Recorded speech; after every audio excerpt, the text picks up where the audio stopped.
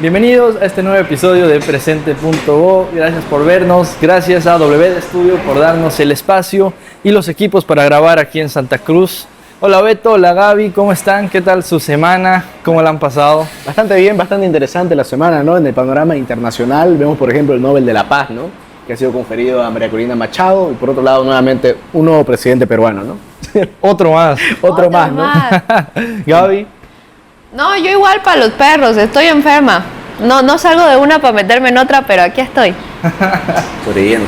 Pero sí, el panorama internacional, además, digamos, de la coyuntura nacional, que hemos tenido debate y encuesta ayer, que igual va a salir un episodio sobre eso, ha sido interesante justamente por eso, ¿no? O sea, hemos tenido Perú, han destituido a Dina Boluarte y la han calificado de moralmente incapaz, exactamente, y subió José Gerí. O sea, subió, supuestamente Dina Boluarte es moralmente incapaz y metieron a alguien que ni hablemos de cómo tenía el Twitter.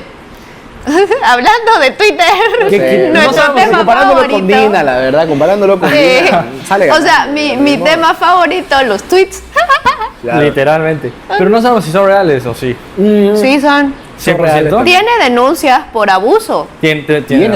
Por su expareja, tiene denuncias por abuso sexual. Pero fue retirada la denuncia. O sea, sigue siendo una denuncia y además las justicias son corruptas. También retiraron la denuncia del hijo de Arce Catacora, ¿no? O sea. Sigue, pero es que es de oficio. Pero aquí fue la fiscalía la que retiró la denuncia. Solo lo digo porque es parte contra parte. Puede ser que haya cometido la cosa y las justicias son corruptas. El Día de la Mujer, no me lleves la contra, Gabriel. Perdón. Está bien. Y sí, o sea, un nuevo presidente es el séptimo presidente, el noveno presidente en 10 años. Claro, si desde Ollanta Humala que no hay alguien que acabe su mandato, ¿no? Después de Ollanta Humala vino pues PPK, después de PPK Vizcarra, después de Vizcarra vino Merino, después de Merino Sagasti, Pedro Castillo, Dina Boluarte y ahora José Gerí, ¿no? Y aquí, si quieren probar tantos sabores de sushi como presidentes han habido en el Perú, vayan a Make Sushi. Gracias Make Sushi por promocionar el programa. Los pueden encontrar en La Paz y aquí en Santa Cruz. Mi rol favorito es el Otanoshi, así que vayan, coman ahí. Sí, pues han sido 1 millón de presidentes básicamente. Sí, muchos presidentes. Sin embargo, la economía peruana sigue fuerte. Ahí ves la importancia de la independencia de las instituciones, ¿no? Exacto. Frente al poder político, ¿no? Claro. Porque pues, imagínate si nos pasara a nosotros acá en Bolivia algo similar a lo que pasa con los peruanos y su presidente. Pucha, estaríamos en la decadencia total, ¿no? Y había una desconexión, claro, no, totalmente, o sea, nos haríamos pelotas. Y ahora nos está pasando, ¿no? Ahora, o sea, claro, desde 2019 todo ha ido para abajo, digamos. la economía rota, institucionalidad política rota. Todo roto, no hay nada bien en este país. Sí. Y bueno, a ver qué pasa con los peruanos, ¿no? A ver si logran. El 2026 recién tienen elecciones. Este va a ser un interino este señor y va a convocar elecciones y vamos a ver quiénes van a ser los Va a ser un gobierno de transición, pero sin embargo, y importante, lo decía la Nata más bien ayer, justo, este es un presidente que no ha sido electo, ¿no? O sea, no tiene ningún tipo de legitimidad. Ni siquiera para su jurisdicción, ¿no? Porque él entró porque a Vizcarra lo inhabilitaron, de hecho. Mira. O sea, ni siquiera fue electo, digamos, ¿no? Hay una falta de legitimidad, pero es un presidente transitorio. No, 3 meses faltan para el 2026. O sea, Claro. igual pueden pasar muchas cosas en 3 meses. O sea, es Pero un ya presidente veremos. para 10 meses. Exacto, más o menos. Más o menos. Un gobierno de transición. Un gobierno de transición. Que ojalá sea de transición. Claro, parecido a lo de Sagasti, ¿no? Sí, y no llega a autoritarismo. Y por el otro lado, radicalmente diferente, tenemos el Nobel de la Paz, ¿no? A María Corina Machado. Que a mí personalmente me alegra mucho. Yo Tengo mis opiniones encontradas. Ya. Porque el Nobel de la Paz andaba pidiendo intervención militar. ¿Qué tan pacífico es eso? Díganme nomás. No, pero para mí la lucha por la democracia, la lucha contra un régimen autoritario como el de Nicolás Maduro, que la verdad se la ha jugado bastante, ¿no? Eso Se la ha sí. inhabilitado, se la ha perseguido judicialmente, ha tenido que salir varias veces al exilio, o sea, y retornaba nuevamente. O sea, es una persona que sí se la ha jugado por la democracia de su país, se la ha jugado en contra de un régimen dictatorial como Y es el hay de que Nicolás admitir Maduro. que fue icónica llegando con sus maletas Gucci con todas las actas. Claro. Pero aún así, tengo mis opiniones encontradas. respecto a que le pedía intervención militar a Israel, mi gente, a Israel. Cierro ahí. Yo creo que tienes cierto mérito, ¿no? Lo que ha hecho durante tanto tiempo. Además que no es que está en política desde hace 4 años y busca este tipo de cosas. Pantalla, no. Exacto. Claro. Sino que ha estado luchando contra el régimen chavista mucho tiempo. Exacto. Pero bueno, se lo dieron, ¿no? Y hay un video de un noruego igual emocionándose, que está interesante y bonito. Pero no se lo dieron a Trump, que creo que esa también es parte de la noticia, que tuvo una presión importante en el Nobel. Lo que tiene que ser nominado un año antes y hasta ese momento no se había solucionado el ceasefire, digamos, de Gaza. Y bueno, vamos a ver qué sucede el siguiente año, ¿no? Y bueno, volviendo a coyuntura nacional, tenemos un invitado muy importante el día de hoy. Lo voy a invitar a pasar, por favor, a don Jerjes Justiniano, exministro de la presidencia durante el gobierno de Yanine Áñez, quien ha estado exiliado y recién ha podido volver aquí a Santa Cruz. Por favor, sí, pase. Bueno, ¿cómo le va? Buenas. ¿Cómo está? Don Jerjes, muchas gracias. ¿Cómo está? ¿Cómo le va? ¿Cómo está? Y buenísimo ya aquí sentados con nosotros, y creo que lo primero que es importante preguntarle es sobre el exilio, ¿no? O sea, ¿por qué se va? ¿Cómo ha sido su exilio? ¿Qué lo hace retornar? Bien, en primer lugar, muy buenos días. Un gusto poder estar con ustedes. Creo que es bueno hacer un poquito de historia, o de recordar más que de historia.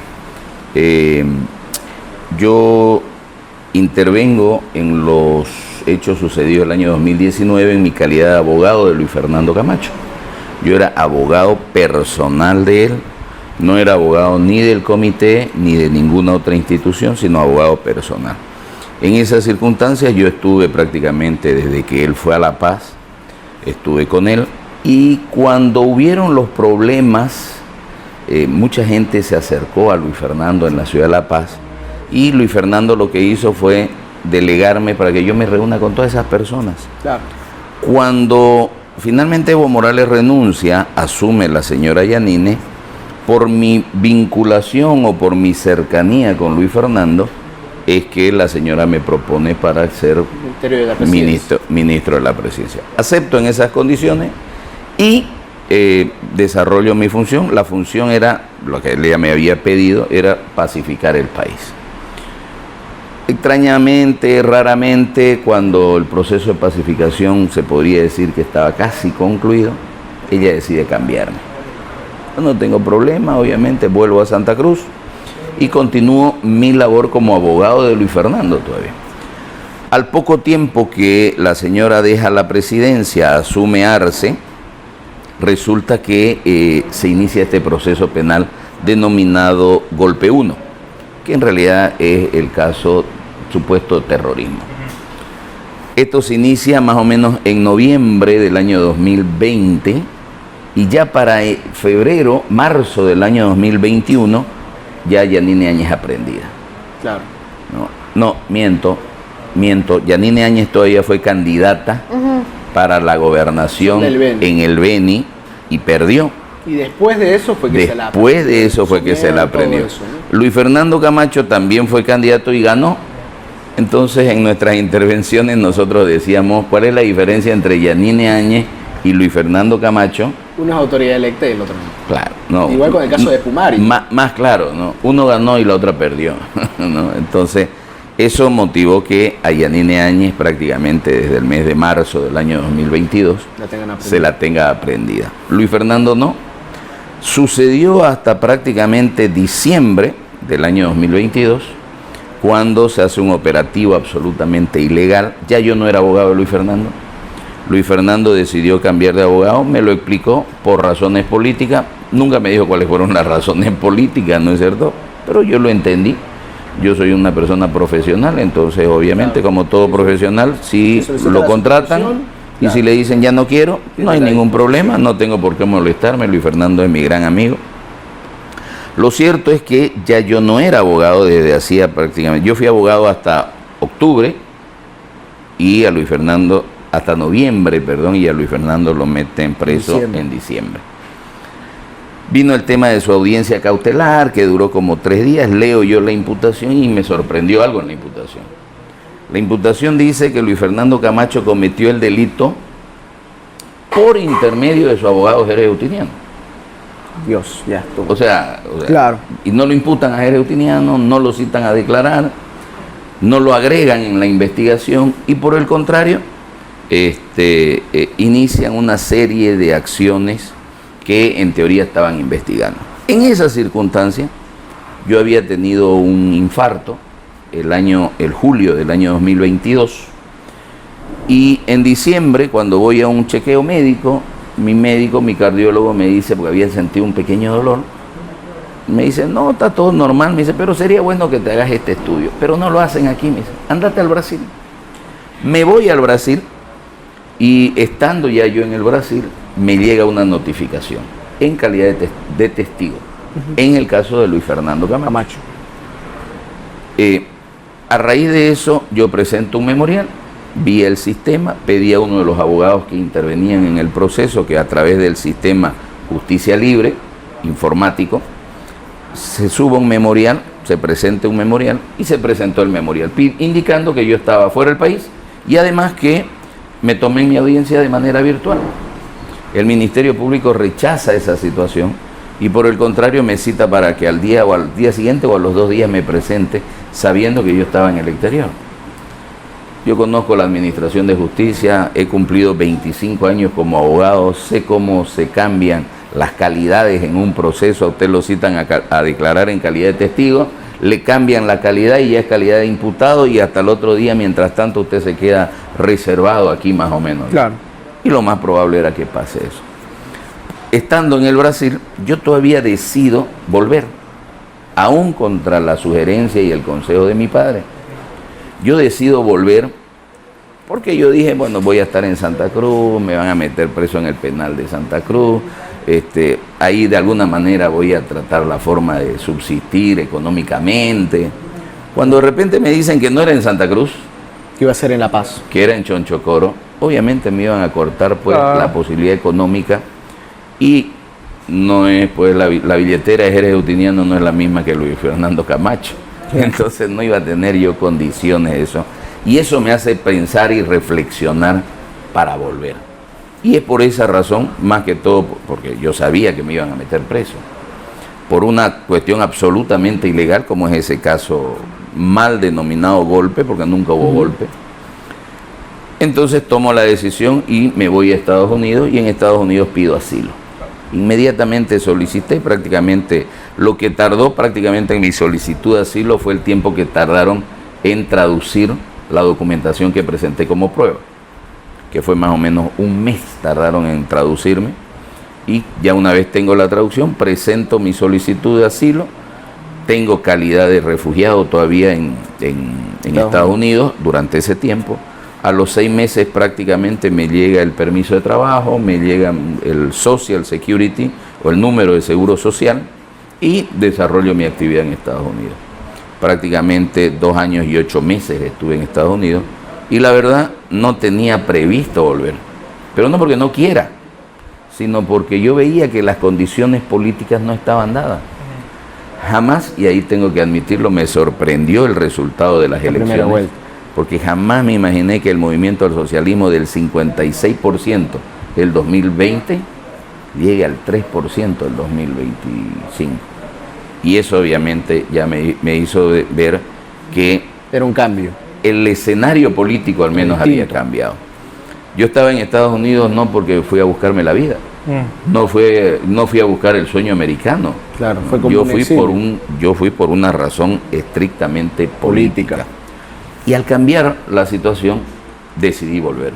¿Y cómo es subsistir en los Estados Unidos como abogado boliviano, ¿no? ¿Cómo logró sobrellevar la situación del exilio allá en Estados Unidos? Si tuvo alguna complicación, algún hecho que no haya previsto. No, en realidad, gracias a Dios, durante todo el tiempo que estuve yo en Estados Unidos, los 2 años y 8 meses, nunca dejé de ejercer el derecho en Bolivia.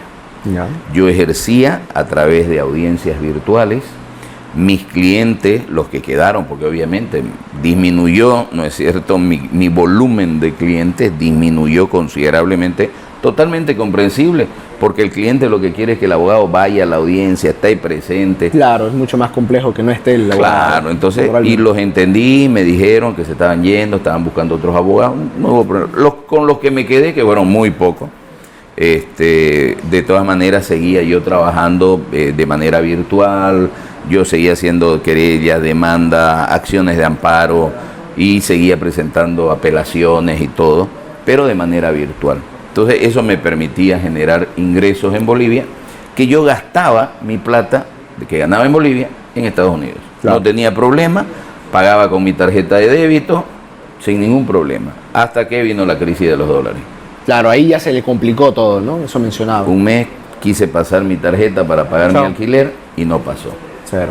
Entonces, ¿qué me obligó eso? Me obligó a buscar la forma de generar una actividad ya. Hice estudios para ser notario de fe pública. Soy notario acreditado por el estado de la Florida. Era, evidentemente, porque yo tenía un mandato, creo que eran 5 años. Pero era en mi calidad de residente legal. En los Estados Unidos. Claro, y mi calidad de residente legal era producto del asilo. Cuando yo me vengo, pierdo la calidad de asilado y por lo tanto pierdo la calidad también de residente legal y también pierdo la calidad. Pero sí, fui notario. Además de ello, hice estudios en normativa migratoria, en migración. Tengo estudios de nivel básico, intermedio y avanzado en legislación migratoria. Me dediqué a llenar formularios migratorios. Claro, y más con la llegada de Trump nuevamente a la Casa Blanca, naturalmente sus clientes se incrementaron, ¿no? Se incrementaron y se incrementaron también los honorarios que se cobran por eso. Claro, ¿no? Naturalmente. Entonces eso sí me permitió poder generar los recursos para gastar allá y continuar con mi estudio jurídico acá para generar los gastos que yo tenía acá, porque yo me fui, pero mis gastos se mantuvieron. Claro. Al banco no le interesaba que yo me haya exiliado, ¿no? Yo tenía que pagar al mes mi cuota, mis hijos en la universidad, uno en la UPSA, la otra en la Univalle, había que pagar de todas maneras. En ese sentido, gracias a Dios, creo que en ningún momento nos faltó eso y eso pudimos soportar, digamos, el exilio, por lo menos lo económico, que es lo más complicado. Claro, usted igual ha dicho que para volver es porque vio una intención de cambio en la justicia boliviana. Sin embargo, no es completamente independiente hasta el día de hoy. ¿Qué acciones concretas considera que se deberían llevar a cabo para que esta independencia por fin sea un cambio verdadero? Que esta intención pase a ser una acción. A ver, en primer lugar, yo creo que el sistema judicial boliviano es decadente. Tenemos un sistema decadente, tenemos un sistema corrupto, ¿no? Yo creo que si ustedes le preguntan a un juez, invitan a este ser, y él viene y le dicen a ustedes, ¿se siente usted orgulloso de la administración de justicia?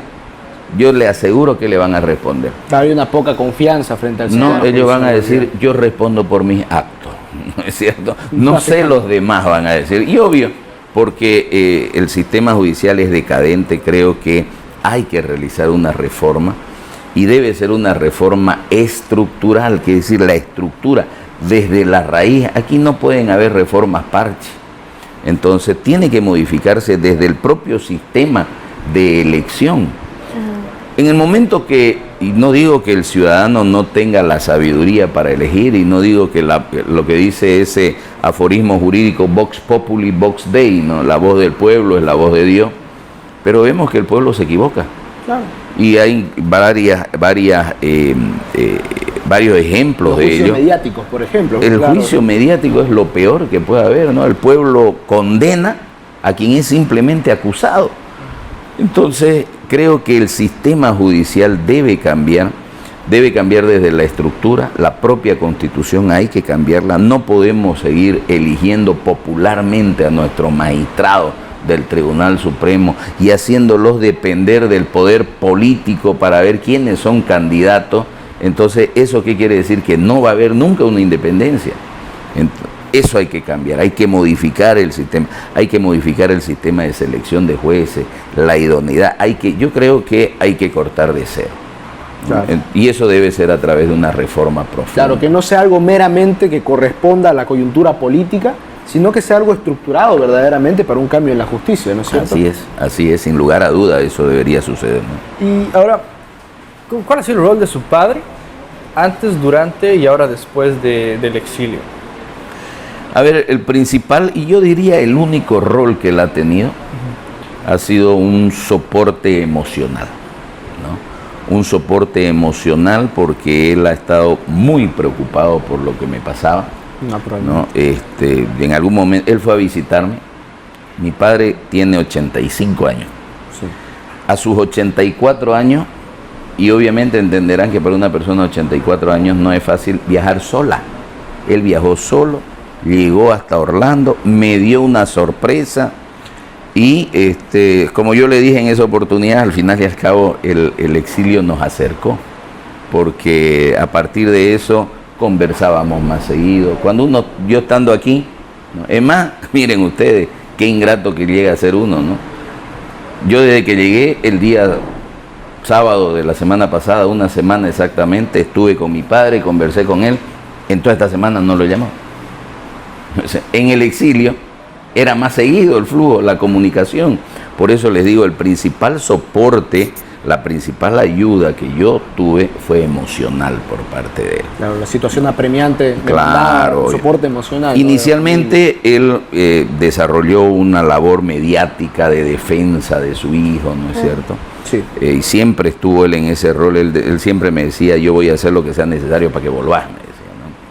Y creo que sí contribuyó en ello, porque al final y al cabo es un referente, pues, ¿no? Su opinión cuenta, su opinión vale, y decir que todo eso era parte de una ilegalidad, creo que al final y al cabo, como dice el dicho, tanto entra agua al cántaro hasta que se rompe, y finalmente estamos acá. Usted mencionaba de que, por ejemplo, gran parte de lo que viene siendo el cambio de la justicia, el cambio de esta situación coyuntural, no solo se debe al resultado de las elecciones, sino también a ciertas autoridades electas a partir de las elecciones judiciales pretéritas, ¿no?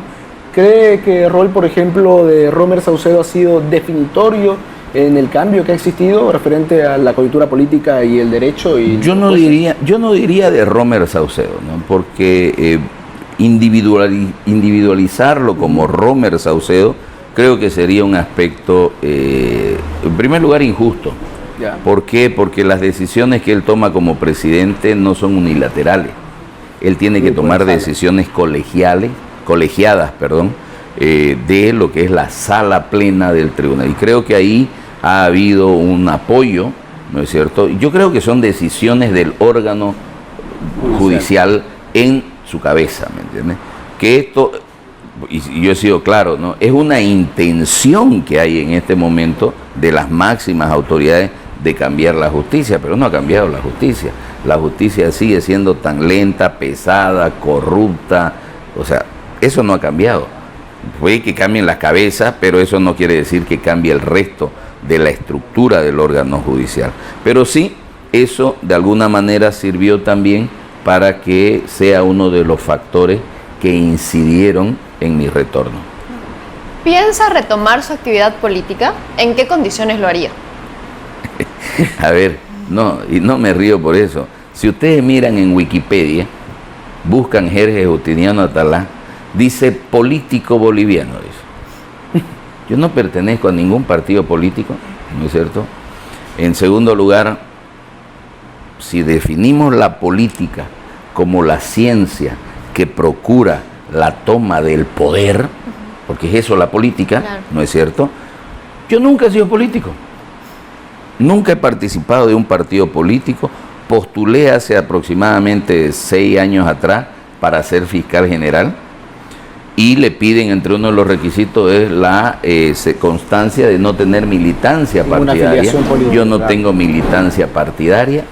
Es más, las veces que yo he participado en política fue cuando mi padre fue candidato, claro, más por un apoyo familiar que por un apoyo partidario. Ideológicamente somos distintos con mi padre. Sí. Ideológicamente somos distintos. Él es el sol, yo soy la luna, ¿me entiendes? Claro. Increíblemente, esto es la virtud de la democracia, pues, ¿no es cierto? Pero las veces que yo... Y la única campaña que yo apoyé a alguien y que participé activamente, no siendo mi padre candidato, fue la elección a presidente de Luis Fernando Camacho.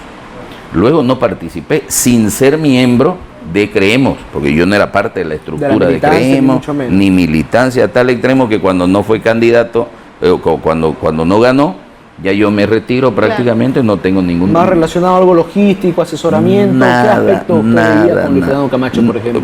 Mi trabajo era como abogado. Como abogado exclusivamente. Y es más, mi participación en esos días, y esto creo que no lo he dicho nunca, primera vez que lo digo, mi participación no fue porque Luis Fernando me lo pidió.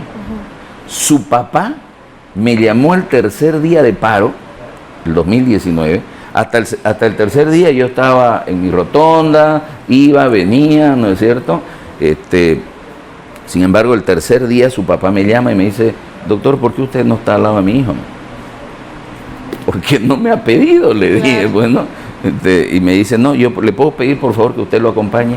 Mi hijo está tomando decisiones muy importantes en este momento y yo quiero que usted sea la prenda de garantía de que esas decisiones estén dentro del marco de la ley.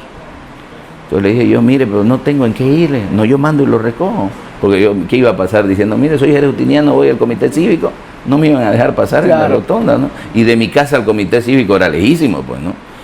Llegó un vehículo, me recogió, me acuerdo que yo a partir del cuarto día del paro ya yo me integré y estaba permanentemente con Luis Fernando, pero como un soporte legal. Para ver que todo lo que realice está amparado en las normas. Las cartas, ¿no es cierto? Las famosas cartas que se presentaban, ¿se acuerdan ustedes? Sí, la carta. Todas esas cartas pasaban por mis manos, ¿no es cierto? Para ver si no había un problema legal, si no le iba a significar un problema. Por eso digo yo, nunca hubo un golpe de Estado. Las reuniones que se mantuvieron, ninguna fue secreta, con ninguna instancia de las que se llevaron a cabo.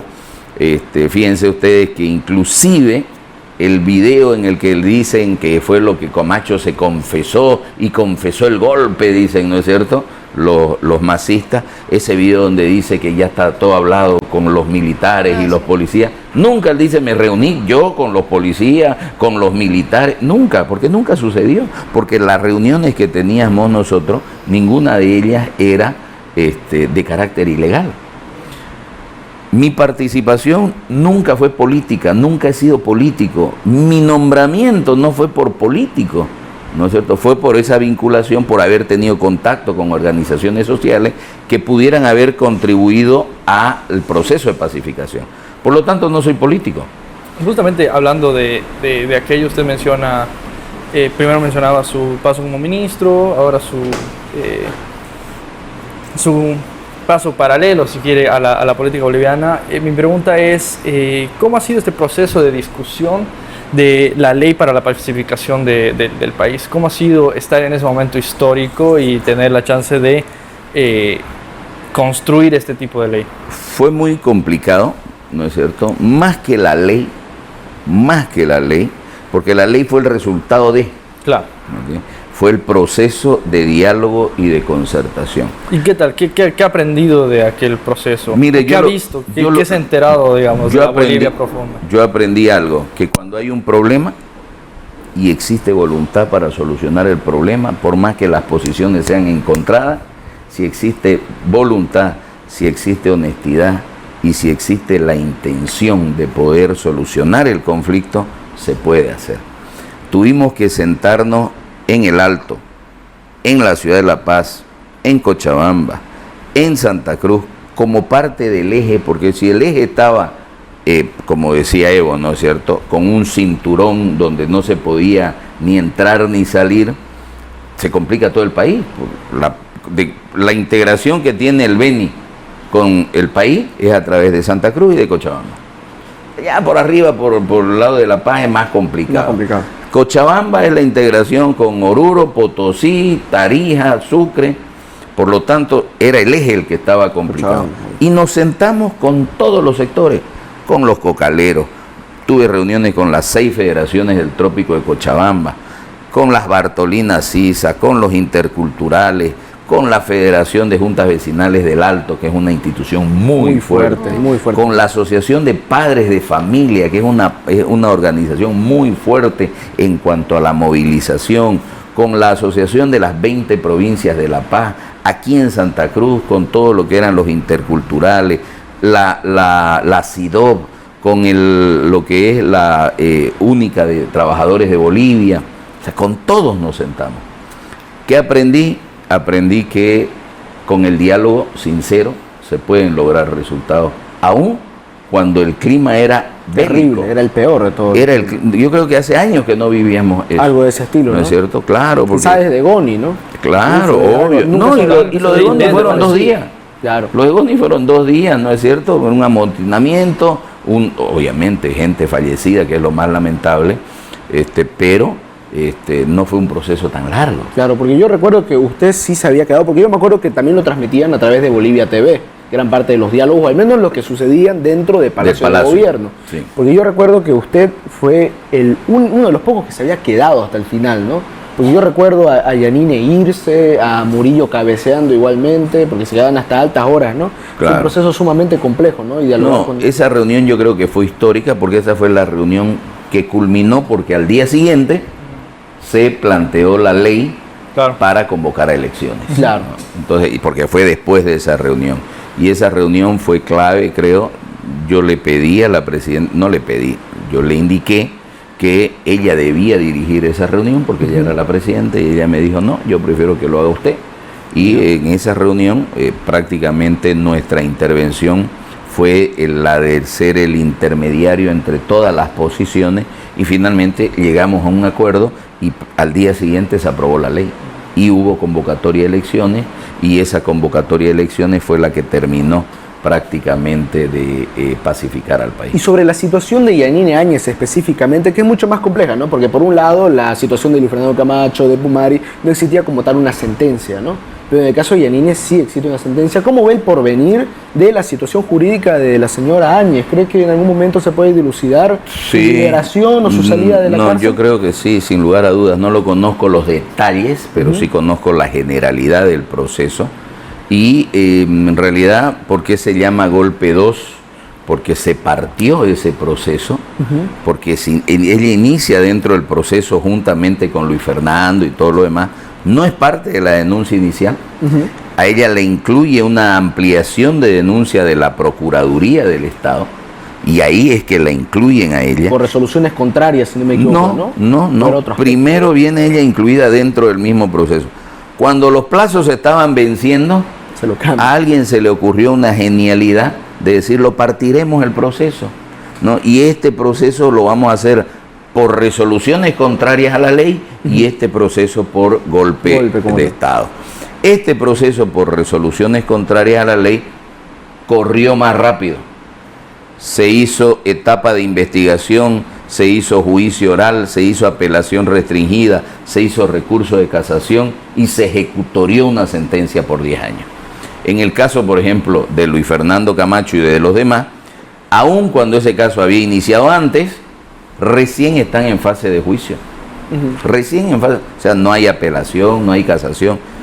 Pero yo creo que en el caso de Yanine, por eso es que en primer lugar no ha obtenido su libertad todavía, porque ella estaría cumpliendo de manera injusta, creo yo, una sentencia condenatoria, que habrá que anularla primero la sentencia, claro. Que creo que eso es lo que han hecho sus abogados, han planteado algún tipo de incidente de nulidad, algo, no sé los detalles, como le digo, pero que si ellos lograsen anular ese auto de vista y ese auto supremo, haría que el proceso no tenga todavía ejecutoría y podría ella obtener su libertad. Claro, y tomando en cuenta de que fue un juicio ordinario, ¿no? Cuando incluso a García Meza, en su calidad de ex dictador, se le concedió el juicio de responsabilidades por en algún momento haber sido la cabeza del Ejecutivo Nacional, ¿no? Y a Yanine no se le confiere ese derecho, por un tema sobre todo también ideológico, ¿no? Claro, o sea, el proceso es ideológico. Sí. Ese proceso no debió existir nunca.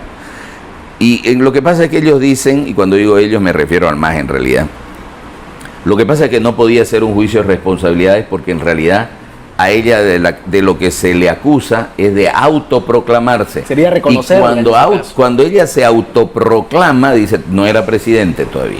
y por lo tanto, por eso es que no se le inicia un juicio de responsabilidad. Ya mi última pregunta, igual estamos cerca de terminar, Beto nos va a ayudar para terminar. Siguiendo en la línea de Yanine, digamos, y el gobierno, justamente se toma una decisión importante que tiene consecuencias después, que tienen que ver con la población, y es la aprobación del decreto 4078, ¿no? Entonces, no lo hago en mala onda, sino quiero realmente indagar un poco en su opinión acerca de la toma de esa decisión, las consecuencias que ha desencadenado, saber qué piensa ahora que ya ha pasado casi 6 años, ¿no?, de aquello. Voy a contarles también, porque muchas veces, muy pocas veces le preguntan a uno, ¿no es cierto? Claro. El problema no es lo que uno diga o calle, sino lo que le pregunten, pues, ¿no?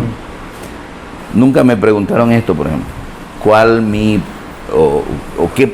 opinión sobre ese decreto, que fue denominado el decreto de la muerte, además, ¿no? Claro que tiene consecuencias después legales. Yo creo que no. Es más, le voy a contar qué fue lo que pasó.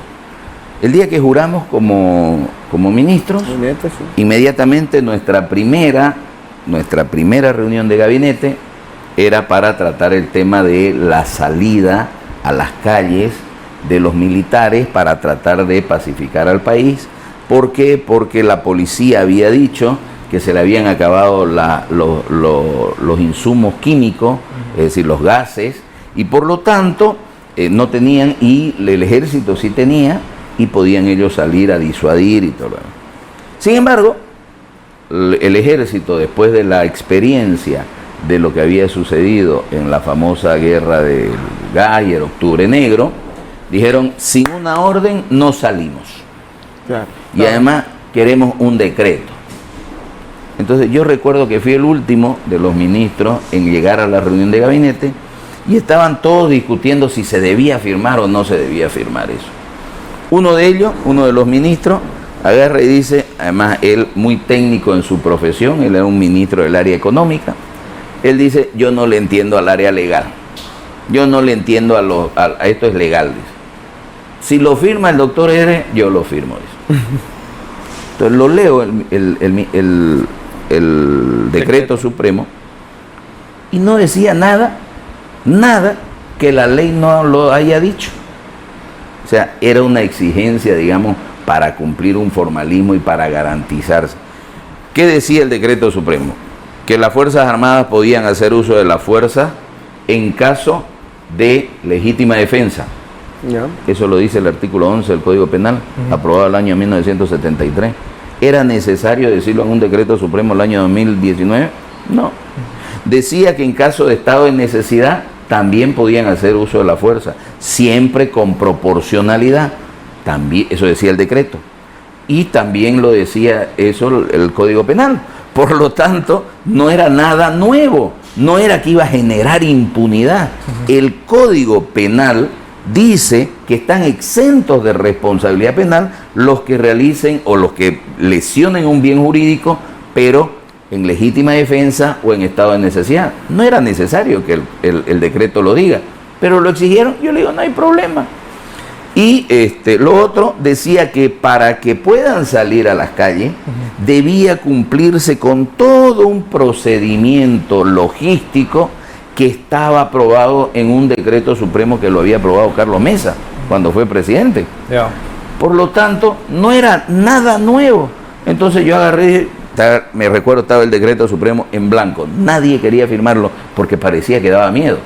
Claro. Entonces yo, al leer que no dice nada que no lo diga la ley, yo lo firmo. Y obviamente todo el mundo ya lo firmó, ¿no es cierto? Pero no era un decreto que generó eso. Es más, acuérdense de los hechos que sucedieron en Sencata principalmente. También en Sacaba, pero principalmente en Sencata. Una persona murió con el disparo de un arma calibre 22. ¿Es de los militares o de los policías el arma calibre 22? No. Murió con un disparo a quemarropa. ¿Qué quiere decir? Que no fue producto del enfrentamiento entre los policías. Alguien le disparó de entre sus compañeros y lo mató. Otra, había un muerto producto de dinamita. ¿Acaso los policías o los militares tiraban dinamitazo? Eso nosotros al día siguiente de los hechos de Sencata, le exigimos, particularmente yo en una conferencia de prensa, se lo exigí al fiscal general del Estado que realice una investigación diligente porque había que dar con los responsables de esas muertes. ¿Qué dijo el informe del GIEI casi 2 años después? Que se hizo una mala investigación, que la investigación era deficitaria, que hubo ejecuciones sumarias, pero no decía por parte de quiénes, porque la investigación debía determinar eso. Y si no se logró eso, fue porque el Ministerio Público de ese momento no lo hizo. Claro. ¿Quién es el responsable? No se sabe en realidad. No es, particularmente yo no creo que sea Yanine Áñez, particularmente. Yo creo que hay otros responsables que el caso va a quedar en la impunidad, sí, pero no porque se la vaya a absolver a Yanine Áñez. Va a quedar en la impunidad porque el verdadero responsable no va a cumplir con una sentencia. ¿Por qué? Porque no hubo una investigación que pueda determinar quién es el verdadero responsable. Claro. También, únicamente para terminar, si quiere usted puede agregar algo más, tal vez sobre lo que esperan sobre este gobierno. Pero en ambos casos, pues exactamente en Sencata han habido 36 muertes, ¿no? Y el GIEI dice que igual se han vulnerado derechos. Entonces yo entiendo todo lo que me ha contado y creo que es válida la opinión, por eso se la preguntaba y me parece que es justo la persona para responderlo. Dentro de todo quiero agradecerle la presencia. Gracias Gaby, gracias Beto también por estar acá. Ha sido, creo que muy nutritiva la charla, hemos resuelto varias dudas y es interesante siempre tener una figura que ha estado en un proceso histórico que al final siempre es muy relevante para el país. Entonces, muchas gracias, Jerjes. Ha sido un gusto y cualquier cosa. Primicia. Ojalá que no sea la última vez también. No, un gusto y en cualquier momento aceptaré gustoso la invitación nuevamente. Muchas gracias, que les vaya bien, nos vemos en la próxima.